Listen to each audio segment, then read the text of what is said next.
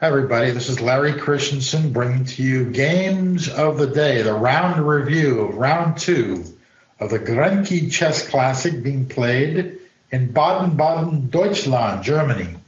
And we're going to skim the tournament. Two of the interesting games. There was a great game, great positional game, win by the world champion Magnus Carlsen over veteran English Grandmaster Michael Adams. Before we get to that, a somewhat interesting game between Anand White and the German hope Arkady Neidich Black, and this was a semi-terrace variation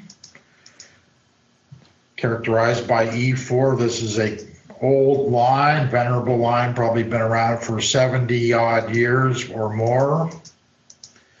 And White has a proud center, but Black has a weakness-free position, reasonable development. Okay, so now Anand plays the currently fashionable rook c1. Bishop c4 is another option.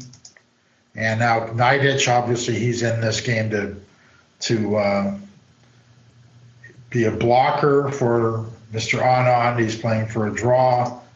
Okay, so the theory comes out fast and furious. Bishop e6. So Black accepts a slightly inferior pawn structure to achieve some much needed simplification.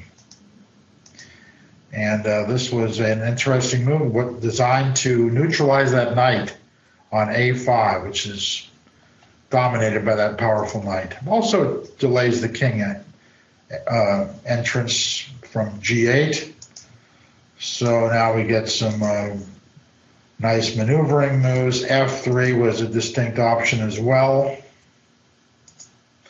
And then if rook a d8 to even consider rook c7.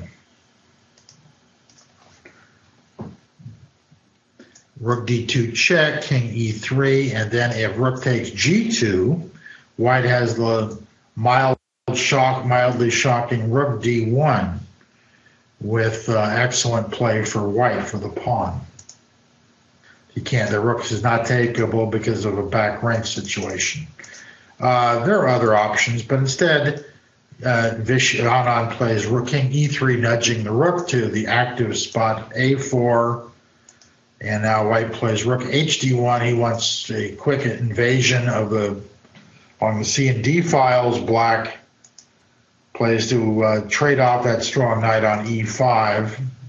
Too many back rank mates. If rook check, obviously he's going to play rook d3, and if takes, rook c7, and Black has no real good answer to rook d1, d3 to d7.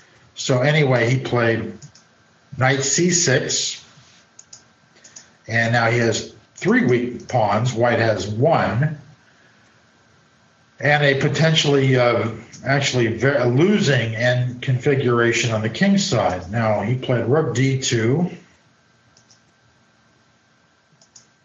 rook c5. So blockades that passed pawn. He's ready to advance his kingside pawns in an orderly way and start the harvest. Okay, that's a good move to restrain Black's pawns. And he puts his king on the optimal square. I'm sure Anand was pretty optimistic at this stage. And now, after rook b8, Black has this defensive resource available. He took on c6. There are other options as well, including f3 straight away, then after rook b5 just to maintain status quo. But after rook takes a2, rook takes b5, rook takes c2, rook b7 check, king f8. White has excellent winning chances, threatening mate. That would actually be a wrong turn for Black.